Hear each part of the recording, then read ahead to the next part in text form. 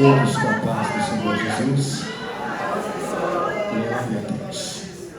Glória a Jesus. Enquanto você abre a sua Bíblia, no livro do Atos dos Apóstolos, capítulo 1, quero externar a Deus a minha gratidão por mais esta oportunidade rica de estar aqui na noite deste dia, juntamente com meus irmãos, com os meus amigos, para louvarmos e bendizermos ao nome de Jesus. E a verdade é que falar sobre a palavra de Deus, pregar a palavra de Deus, é uma responsabilidade já muito grande. Mas quando estamos em um assunto cristocêntrico, quando falamos de uma forma específica a respeito de Jesus, parece que a responsabilidade é muito maior. Principalmente quando falamos de um evento tão gigantesco como esse, que é a morte e ressurreição do nosso Jesus, aonde a nossa fé está fundamentada. Sou grato a Deus por isso. Sou grato a Deus pela vida do pastor presidente, pastor Heber. Sou grato a Deus pela vida do meu professor, do meu mentor, do meu mestre e do meu amigo pastor Marcos Nascimento, que nos formou essa oportunidade. E enquanto ele falava aqui a respeito da ressurreição de Jesus, as pernas tremem, né, irmão? É muito difícil você falar, é muito difícil um discípulo falar uma vez que o seu professor dá uma palhinha, não é verdade? A gente sente essa certa dificuldade por questão de respeito, por questão de admiração e de reconhecimento. Sou grato a Deus pela tua vida, meu professor. Sou grato a Deus pela vida da nossa irmã missionária Rodrigues. Que Deus em Cristo abençoe aos irmãos. Amados, eu quero ser muito objetivo na minha fala nesta noite, até porque muitos de nós temos o conhecimento, a respeito do significado da morte de Jesus e a sua ressurreição. Mas eu quero abordar um assunto aqui de importância nessa noite, para elucidar a nossa mente e dos visitantes que conosco aqui estão presentes. Livro do Atos, capítulo 1, eu vou ler também os versículos 1, 2 e 3, que diz assim: o primeiro tratado fiz, ó Teófilo, sobre tudo que Jesus começou tanto a fazer como a ensinar, até o dia em que foi recebido em cima após ter dado mandamentos pelo Espírito Santo aos apóstolos que ele havia escolhido, aos quais ele também se apresentou vivo após sua paixão por meio de muitas provas infalíveis, tendo sido visto por eles durante 40 dias e falando das coisas relacionadas ao reino de Deus. Eu também quero fazer menção da vida da minha esposa, Diaconisa Kelly, porque pela misericórdia e graça de Deus, no dia de hoje estamos completando 6 anos de casado. Justamente hoje estamos completando mais esse ciclo, mais esse ciclo, 6 anos para a glória de Deus, ainda muito novos, muito novos, mas pretendemos ir até o fim, em nome de Jesus. Glória a Deus, evangelista irmão Carlos? Glória a Jesus. Que Deus em Cristo abençoe a minha flor, as minhas flores, as minhas flores, a minha flor Kelly, a flor que ela está gerando, a minha Radassa. Glória a Deus, glória a Jesus. Um pai babão mesmo, é um pai babão. Depois pergunta para ela, irmão, como é que o bebê fica quando eu chego em casa. Oh, meu Deus do céu, eu vou contar, Ela fica brava, irmão, não gosta não. Quer aquietar a criança, fica quieto, vigia, irmão. Deixa a criança brincar. Ela se alegra, ela se agita quando eu chego. E eu digo, não tem jeito, meu amor, essa aí vai ser o grude do pai, não tem jeito, vai ser colada, aleluia, oh glória a Deus. E tudo isso para a glória de Deus. Amém, meus irmãos. O texto aqui, irmãos, ao qual estamos falando, na questão do livro, sabemos ao certo que quem o escreveu foi o servo de Deus, Lucas, Lucas escreve o terceiro evangelho, e aqui o Atos é a continuidade que ele dá aos eventos feitos por Jesus, e em seguida os seus discípulos, os seus apóstolos, na unção e no poder do Espírito Santo. Alguns estudiosos dizem que Lucas escreve o Evangelho também para alguns pagãos que não conheciam a Palestina, assim como não conheciam também a Jerusalém, e ele quer que essas pessoas tenham conhecimento de tudo que Jesus fez naquela ocasião e tudo que os apóstolos estavam fazendo ou fizeram por intermédio da pessoa bendita do Espírito Santo. Sabemos que Lucas, ele começa a sua trajetória sendo discípulo dos apóstolos em Jerusalém, e depois, de uma forma muito específica e peculiar, ele se torna um companheiro inseparável do apóstolo Paulo em muitas das suas viagens missionárias. Ser um companheiro do desbravador apóstolo Paulo, com certeza, era de muita honra. Quando Lucas escreve o Evangelho, tanto o Evangelho de uma forma específica como Atos para Teófilo, o seu conhecido amigo, companheiro, ele tem a intenção de passar para ele os fatos de uma forma minuciosa. Esse homem, ele era um estudioso nato, ele era um historiador, e ele gostava das coisas bem explicadas, e como foi dito aqui antecipadamente pelo meu professor, ele gostava de falar dos fatos, de coisas reais. Então a sua pesquisa foi minuciosa, foi cuidadosa a respeito de todos os eventos no tempo de Jesus, e em seguida, através dos seus discípulos, dos seus apóstolos, a igreja de Cristo.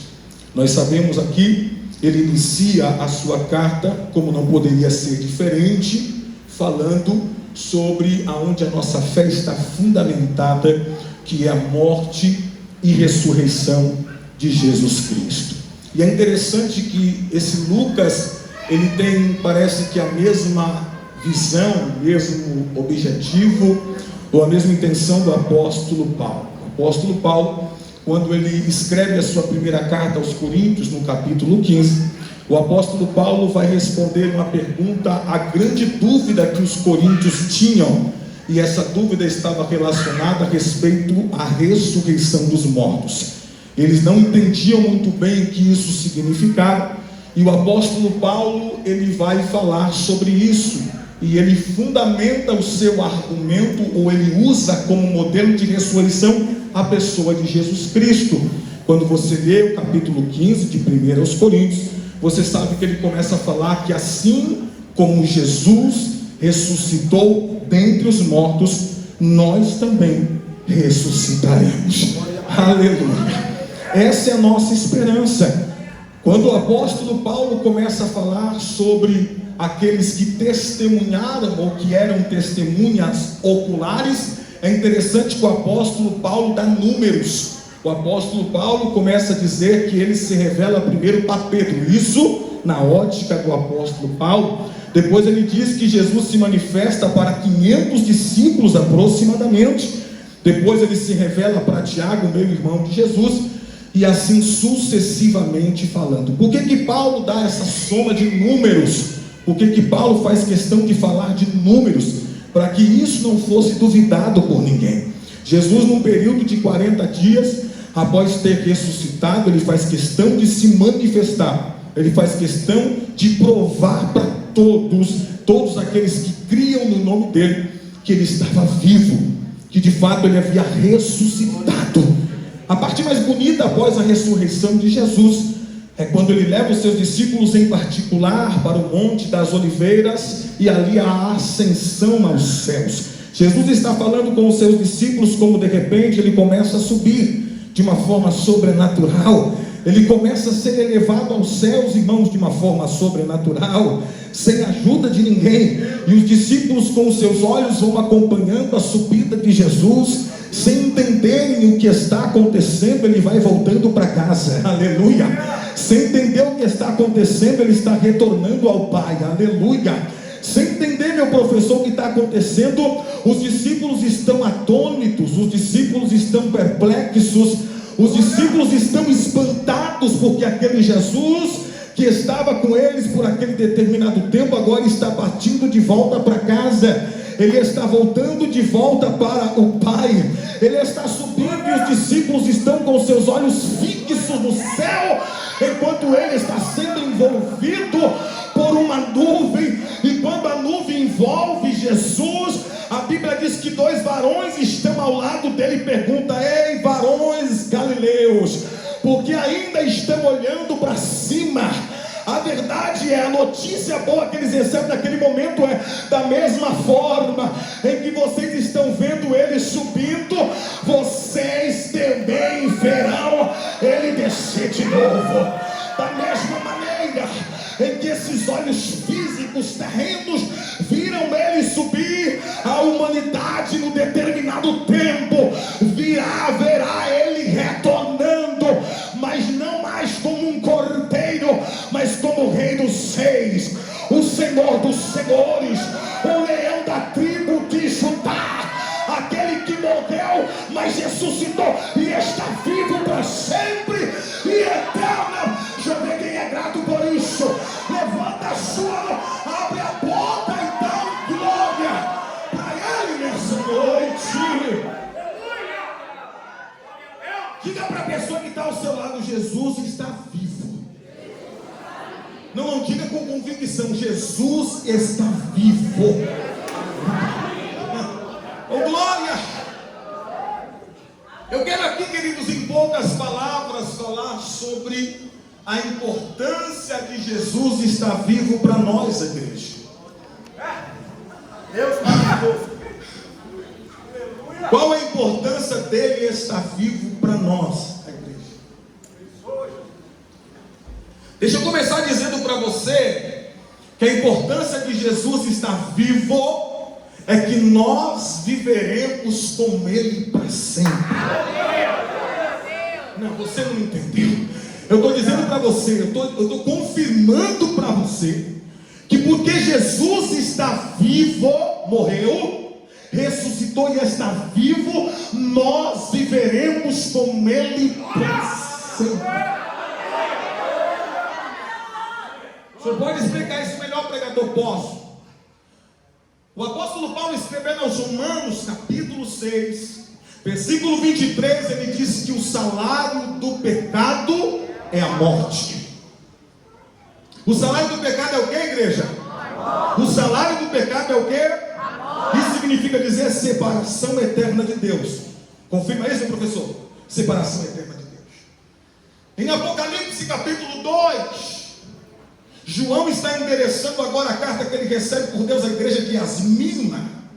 E no versículo 11, na parte B, ele diz que aquele que vencer não experimentará a segunda morte. Diga segunda morte. Diga para quem está do teu lado: existe uma segunda morte, viu? Diga de novo: existe uma segunda morte. Mas dá uma notícia boa para nós: aquele que vencer. Diga: aquela que vencer não experimentará a segunda morte. Escuta que quando Adão peca no jardim do Éden, a morte entra em ação. O apóstolo Paulo, ainda aos Romanos capítulo 3, versículo 23, diz que: e porque todos pecaram, desconstituídos estão da glória de Deus, separados foram por causa do pecado. O pecado separa o homem a tal ponto de Deus, que o próprio Adão e Eva, ainda estando no jardim do Éden, diz isso em Gênesis 3, que o Senhor, após ele ter pecado, o Senhor o expulsa do jardim do Éden. E o texto diz por que Deus o expulsou. Deus o expulsa porque agora ele já não tem mais aquele aspecto glorioso. Até porque quando Deus cria o homem, quando Deus cria a mulher, Deus os cria para viver eternamente com ele. Deus não criou ninguém para se perder. Diga glória. Deus não criou ninguém para morrer eternamente. Diga aleluia. Então Deus, quando cria Adão e Eva, ele cria eles para viver com Deus eternamente. Porém, o pecado os separam de Deus. Isaías 59:1 diz que as mãos do Senhor não estão encolhidas para que não possa nos alcançar, nem os ouvidos de Deus estão fechados ou agravados para que não possa ouvir-nos. Porém, entretanto, mais o pecado separou o ser humano de Deus. Aleluia! Oh, glória a Deus! Aleluia, Jesus. Então, separados fomos. Deus expulsa Adão do jardim, porque dentro do jardim ainda havia uma árvore com um fruto, que era o fruto da vida eterna. Quando Adão peca, ele perde a sua beleza interior, ele perde a sua glória, ele perde o seu estado original. Deus joga fora, literalmente, Deus expulsa-o do jardim, para que ele não coma do fruto, para que ele não tivesse vida eterna. E por que Deus faz isso? Deus é mau? Não, porque até então, pastor, ele ainda está agora ele está com uma natureza incorruptível.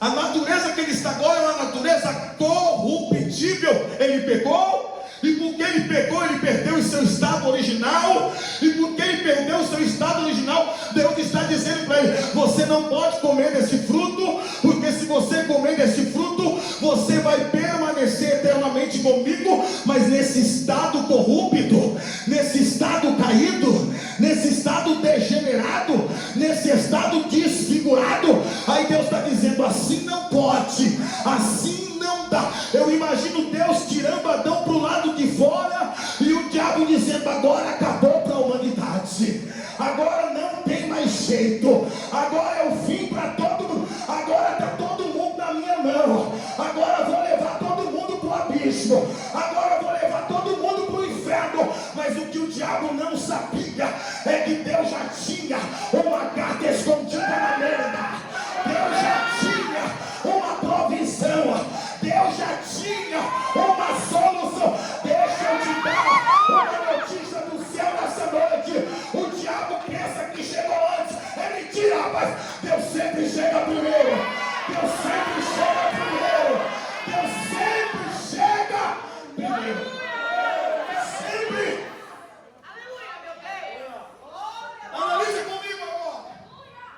O texto bíblico diz no livro dos Salmos que Deus olha do céu para a terra e ele não encontra um justo sequer. Deus olha do céu para a terra, Deus não encontra. E olha que quem está falando isso é o salmista. Já tinha passado Abraão, já tinha passado Moisés, já tinha passado Jacó, já tinha passado muitos homens, já tinha passado Noé, já tinham passado muitas pessoas, que até então já havia passado Jó, já havia passado muitas pessoas que até então viveram uma vida na prática de justiça. Mas o salmista está dizendo que nem mesmo essas pessoas, e vivendo em prática de justiça, serviria suficientemente para ser expiação, para tirar o pecado da humanidade. É por isso que o salmista está dizendo: Deus olhou de cima para baixo, e aqui embaixo ele não encontrou solução, mas quando ele olha lá dentro, ele diz: tem solução aqui para a terra, tem solução aqui para a terra. Eu já quero liberar nessa noite uma palavra profética para a tua vida. Qual é, pregador? Quando a solução aqui embaixo não tem, Deus está dizendo: vem lá de cima, vem lá de cima. Olha o que Deus está dizendo para a minha vida e para a tua vida. Quando aqui embaixo você não consegue dar jeito, Ele manda jeito lá de cima. Ele manda. Eita!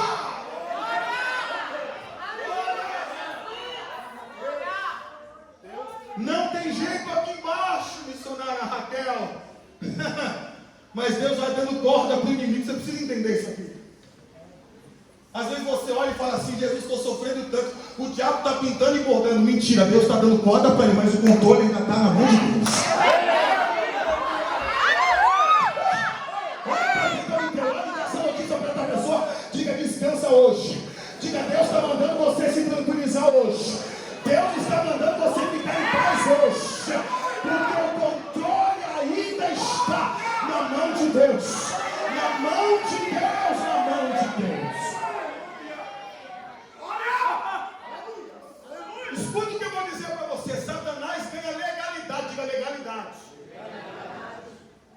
morte ganha legalidade. Diga legalidade. Começa a fazer o que quiser. No livro de Jó você vê isso. O texto diz que Satanás ia diante do Senhor, junto com os filhos de Deus. Isso é legalidade. Ele entra e sai da presença do Senhor. Por quê? Porque o pecado de Adão e Eva deu a ele essa legalidade. E Deus é justo. Deus é justo. Ele entra e sai da presença de Deus, porque foi dado a ele legalidade. Ele faz e acontece porque foi dado a ele legalidade. As pessoas que foram ceifadas, irmão, não tinha conversa. Você é meu porque eu tenho legalidade. A morte entrou, o pecado entrou, até o dia, aleluia, que nasceu na cidade de Belém um menino. Aleluia. Oh, glórias a Deus. O texto diz que os pastores receberam a notícia por uma comitiva de anjos. Nasceu hoje o Salvador do mundo. Oh, glória a Deus. Aonde é que ele está? Numa manjedoura, humilde, simples, mas através dele tem libertação para a humanidade. Através dele tem salvação para a humanidade. Através dele tem solução. Se eu fosse você, já tinha levantado a mão, abriu a boca e dado glória para ele. O menino Jesus nasce. Oh, irmão. E o inimigo fica furioso, porque ele vai tentar de todos os jeitos, de todas as maneiras, interferir num propósito divino sobre a vida de Jesus. Você precisa entender, filho, filha, que você não está em um acampamento, espiritualmente falando. Você precisa entender que você não está em um passeio, não. Você, a partir do momento em que se alistou nesse exército de Jesus, você entrou numa guerra espiritual. Você entrou numa batalha espiritual. Ei, querido, o inimigo vai vir com tudo.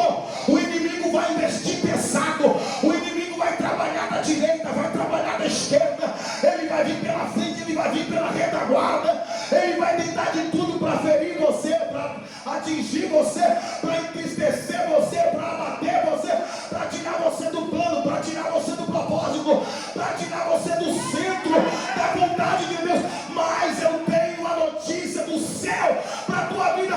Qual é, pregador? Não tenha medo, não tenha medo, porque o general de guerra, o Senhor dos exércitos, o Deus Todo-Poderoso, Ele está do seu lado. Ele está do seu lado. Ele está do seu lado. Ei, querido, ele luta desesperadamente para tentar tirar Jesus do centro. Até o dia em que chega a consumação da sua obra. Até o dia que chega a consumação da sua missão. Quando isso acontece, algo extraordinário, não só no mundo físico, mas espiritual acontece. O véu é rasgado de cima a baixo. A porta, ela é aberta, a janela, ela é aberta. O caminho que outrora foi fechado pelo pecado de Adão e Eva, agora será aberto de novo. Escute isso aqui. Quando Jesus morre, o seu corpo físico, talvez, isso é uma possibilidade, tenha ficado no sepulcro, ou talvez não, tenha descido juntamente com ele nas profundezas. Quando ele chega lá no inferno para tomar a chave da morte, do inferno, da mão do inimigo, daquele que tinha legalidade, escuta isso. Algo terrível acontece lá. Isso, é claro, conjecturando. Por quê? Porque quando Jesus chega para tomar aquilo que foi dado ao inimigo por direito. Porque foi dado a ele por direito a morte, foi dado a ele por direito a chave da morte e do inferno. Mas até aquele dia, até aquele momento, ele tinha essa legalidade. Até aquele dia e aquele momento, ele tinha essa liberdade. Mas naquele dia, chegou alguém que era mais poderoso que ele. Chegou alguém que era maior do que ele. Chegou alguém que era grande o suficiente para dizer: a partir de hoje, você não tem mais legalidade. A partir A partir de hoje eu irei comprar tribos, povos, nações e línguas para encher o céu, para encher o reino do meu Pai. E esse alguém é você. Tem duas pessoas aqui, uma sou eu, cadê a outra? Uma sou eu, cadê a outra?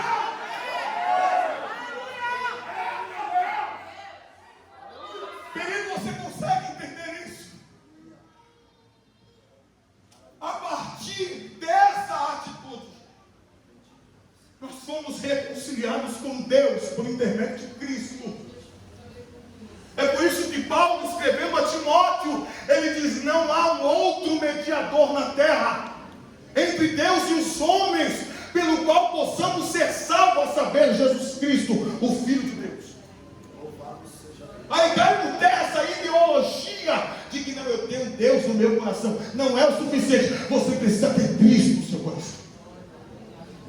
Cai por terra essa ideologia de que toda religião salva. Não é verdade, porque não há um outro mediador na terra que possa ser um representante para a salvação do ser humano, a não ser Jesus Cristo, o Filho de Deus. Não tem outro, não há outro, não há outro. Aleluia, oh, glória a Deus. Você consegue ter a percepção disso? Você consegue perceber a grandeza disso? Meu Deus! É por isso que Paulo aos Gálatas diz que a nossa salvação vem pela fé, não pelas obras. E isso não vem de nós, isso é dom de Deus. Sabe o que Deus está dizendo? A salvação vem de mim, é por mim, é através de mim. E não é por qualquer um, é através do Filho, Jesus Cristo. Não é por qualquer um, é através do Filho, Jesus Cristo. Jesus Cristo. Então, para mim e para você que estamos nele, a primeira boa notícia para você, da importância da ressurreição de Cristo, de que Ele está vivo, é que você que está em Cristo viverá eternamente. Querido, você consegue perceber a grandeza disso? Jesus estando ainda em terra com os seus discípulos, isso está no Evangelho segundo escreveu João. O texto diz que Jesus está instituindo a ceia num dia festivo da Páscoa. E nesse dia, no discurso de Jesus, a partir do capítulo 14, Jesus está dizendo para os seus discípulos no finalzinho do capítulo 13, que o tempo do cumprimento da missão está chegando. Ele subiria para Jerusalém, seria entregue nas mãos dos pecadores, ele seria julgado, seria condenado, morreria por morte de cruz, mas ao terceiro dia ressuscitaria. Mas aquela notícia entristeceu os discípulos. Aí ele traz a revelação de Deus. Ele diz: não se turbe o vosso coração. Crede em Deus, crede também em mim. Porque na minha casa, ou na casa do meu Pai, na minha morada, querido, tem lugar preparado para você. Tem lugar preparado para você. Sabe o que Jesus está dizendo para os seus discípulos? Jesus está dizendo: para vocês não tem morte, para vocês tem vida. Para vocês não tem separação, para vocês tem reconciliação. Aleluia! É que ele dá essa notícia para esse crente bonito que está do teu lado. Diga para ele: o que tem para você não é morte, o que tem é vida. O que tem é vida. E diga: não é qualquer vida não. Diga: não é qualquer vida não. É vida com abundância, viu? É vida com abundância. É vida com a, meu Deus do céu.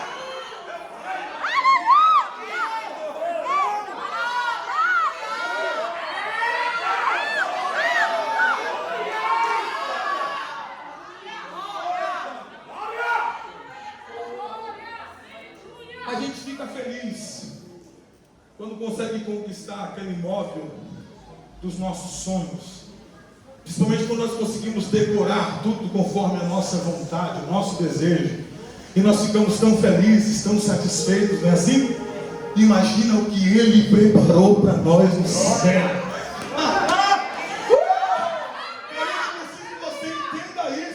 Imagine o que Ele já preparou para mim e para você no céu.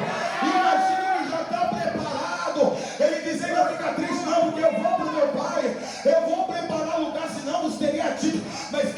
filho, porque eu vou voltar na hora certa. E para que o Senhor vai voltar? Para que aonde eu estiver, a minha igreja esteja comigo. Eita!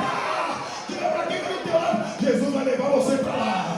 Jesus vai levar você para lá. Jesus vai levar você. Ah, eu sei que você não quer ir, mas eu vou. Eu vou.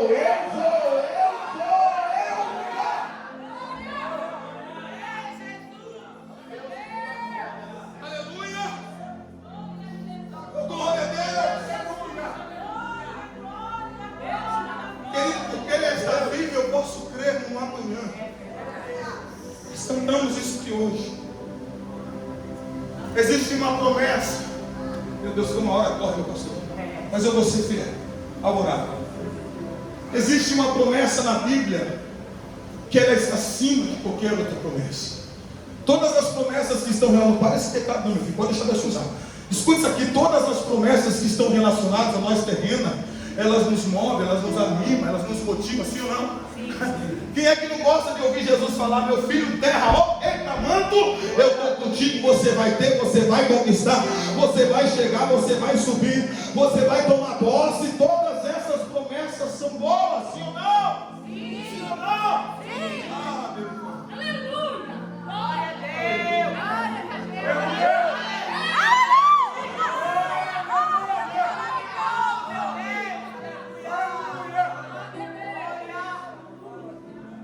Mas existe uma promessa que Ele nos fez.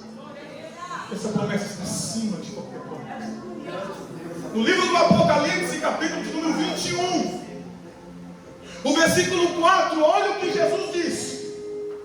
Ele diz que quando chegarmos na eternidade com Deus, e isso porque Jesus está vivo, o texto diz que o Pai enxugará dos nossos olhos todas as lágrimas.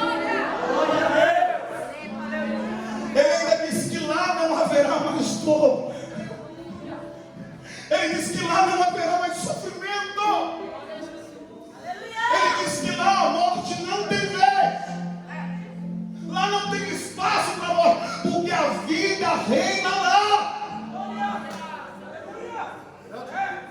Aleluia. E é interessante porque quando você lê um versículo como esse, a primeira impressão que você tem é que você vai chegar no céu chorando. Não tem nada a ver com isso. É impossível chegar no céu chorando. Você está num corpo glorioso, é só alegria. Mas a impressão que se dá ao ler o texto é essa: porque se ele vai enxergar dos meus olhos as lágrimas, significa dizer que eu estou chorando. Sim ou não? Num raciocínio simples e comum, sim ou não? Sim. Não tem nada a ver com isso. Paulo nos explica isso quando ele escreve a sua segunda carta aos Coríntios, capítulo 4, versículo 17. Sabe por quê? Porque ele diz lá que essa momentânea tribulação que nós vivemos não está comparada ao peso de glória que está reservado para nós na eternidade. Paulo está dizendo que as lutas, as dores, as aflições, as perseguições, as dificuldades que você está vivendo aqui nessa terra, elas estão promovendo no mundo espiritual um peso de glória tão grande, tão tremendo, tão terrível, que quando você chega lá, você vai dizer: valeu a pena, Jesus. Valeu a pena, Jesus. Valeu a pena, Jesus. Valeu a pena, Jesus.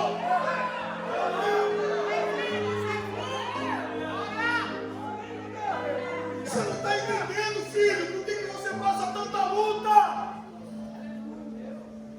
Porque isso está promovendo no mundo espiritual um peso de glória. Porque do sofrimento, da injúria, da perseguição, da rejeição, para que isso produza um peso de glória, para que você consiga chegar lá. Oh, aleluia. E deixa eu te dar uma notícia linda: quando o Senhor enxugar os seus olhos, Ele não vai enxugar os seus olhos porque você é um coitadinho, porque você é uma coitadinha, porque no céu não entra coitadinho, no céu não entra coitadinho. Quando você começar a limpar os seus olhos, quando Ele começar a limpar os teus olhos, Ele vai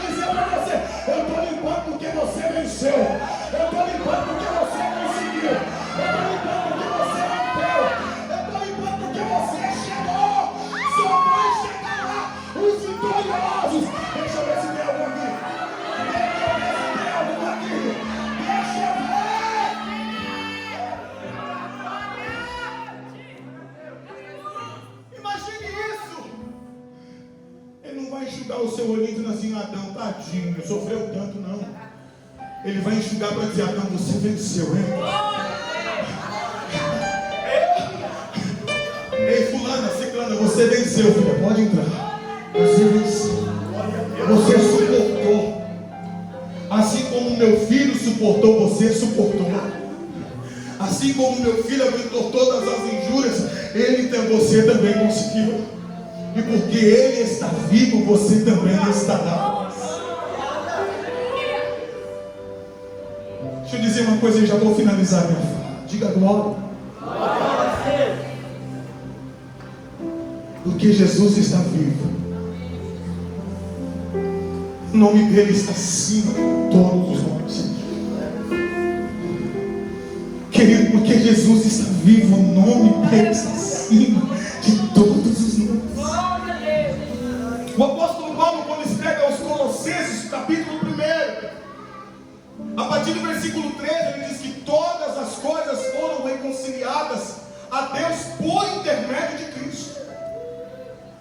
No versículo 16 diz que todas as coisas que foram criadas, tronos, governos, reinos, e deixa eu dizer algo para você, Paulo diz visíveis e invisíveis. Isso me faz entender que há governos invisíveis, tronos invisíveis e reinos invisíveis. Paulo diz isso. Paulo está dizendo que só existe por causa dele. Você não entendeu. Jesus está dizendo só é Paulo, está dizendo, Paulo está afirmando, só existe por causa dele. Só existe por causa dele. Dele quem? Do seu Jesus. Do seu Jesus. Do seu Jesus. Do seu Jesus. Está lá na galeria, do seu Jesus. Só existe por causa dele. E qual é a importância disso? Grande demais. Volto a repetir, o inimigo tinha legalidade para entrar e sair. O pecado deu a ele essa legalidade. Fecha a mensagem agora. O pecado deu a ele essa legalidade. Ele entrava e saía. Ô glória. Fazia e acontecia na autoridade que ele tinha pela legalidade que foi dada a ele. O pecado deu a ele essa legalidade. O texto diz isso. Pois bem, mas Jesus venceu. Diga glória. Diga, mas Jesus venceu. Diga aleluia. Diga glória a Deus. Jesus ressuscitou no terceiro dia. Já foi dito pelo meu professor, e já repeti aqui, que ele foi lá embaixo e tomou a chave da morte do inferno. Olha o que o texto está me dizendo. O texto está me dizendo que antes de voltar para a terra, ele foi resolver as coisas primeiro no mundo espiritual. Pega essa. Primeiro ele vai no mundo espiritual e resolve o problema lá. Depois ele volta para o mundo físico. E aí lá no Monte das Oliveiras ele está subindo, e ele diz para os seus discípulos: todo o poder está aqui na minha mão. Sobre o céu, sobre a terra, todo embaixo da terra. Jesus está dizendo: está aqui na minha mão, está aqui na minha mão, está aqui na minha mão, está aqui na minha mão. Agora, segura. Agora deixa eu dar uma notícia para você do céu. Qual é, pregador? Estava na mão dele, ele entregou a sua também. Tem base bíblica, está no texto. Jesus disse para os discípulos: eis que vi Satanás caindo do céu como um raio, e eis que eu vos dou poder para vocês. Eu vos dou poder para pisar serpentes, escorpião, beber coisas mortíferas, e nenhum mal te sucederá. Sabe o que Deus está dizendo? Não há mal sobre a tua vida, não há mal sobre a tua casa, não há mal sobre a tua família, não há mal sobre a tua descendência. Por que não? Porque o nome de Jesus é poderoso. O nome de Jesus é poderoso. Oh, meu Deus. Dá uma notícia para quem está do teu lado, irmão. Diga: o nome de Jesus está acima desse problema. O nome de Jesus está acima dessa adversidade. O nome de Jesus está acima desse mal. E porque o nome está acima, você vai vencer. Você vai vencer. Você vai vencer. Você vai vencer. Segura de pé, pessoal. Aleluia. Aleluia.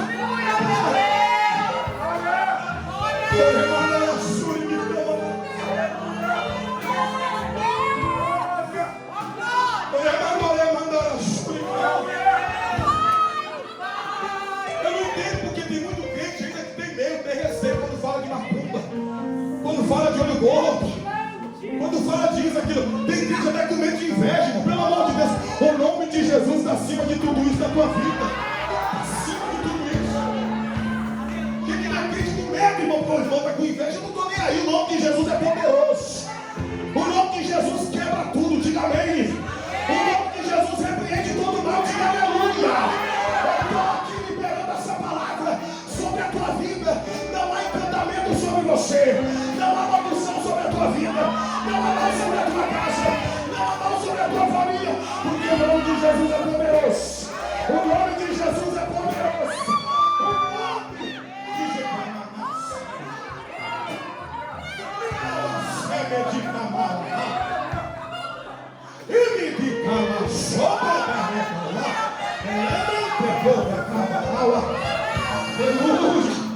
dá essa notícia para quem está do teu lado. Eu não sei qual é o seu problema. Eu não sei por que deserto você está passando. Qual é a provação? Qual é a luta? Qual é o levante? Qual é a perseguição? Diga para essa pessoa que está do teu lado: eu não sei por que problema você está passando, mas a notícia do céu para a tua vida hoje é: o nome de Jesus está acima de todo esse mal, de todo esse problema, de toda essa dificuldade, de todo esse levante, de toda essa inveja, de todo esse olho gordo, toda essa palavra maligna, toda essa besteira do diabo, essa fumaria cai do Deus. Diga aleluia, diga glória a Deus, diga louvado seja o nome de Jesus. Aleluia, oh glória a Jesus. Porque Ele vive e você vai viver com Ele para sempre. Aleluia. Porque Ele vive, há um lugar especial no céu para você. Porque Ele vive. O nome de Jesus é poderoso sobre todos. Você consegue crer nisso? Filho, toca para mim a profundidade da despedida. Eu quero adorar o Senhor com você. Porque Paulo diz que por Ele, porque dele, por Ele, para Ele são todas as coisas. Aleluia! Você consegue dizer isso? Porque dele, por Ele e para Ele são todas as coisas. São todas as coisas.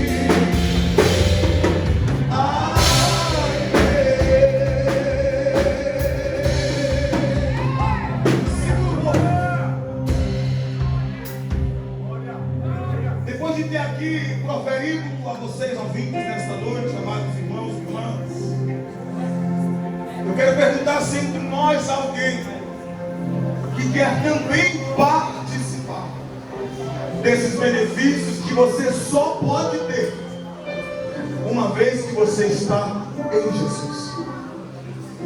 Porque tudo isso que eu proferi só é possível para quem está com Ele. Evangelho segundo escreveu João 14, versículo 6. Ele disse: eu sou o caminho, eu sou a verdade e eu sou a vida, e ninguém vai ao Pai se não for por mim.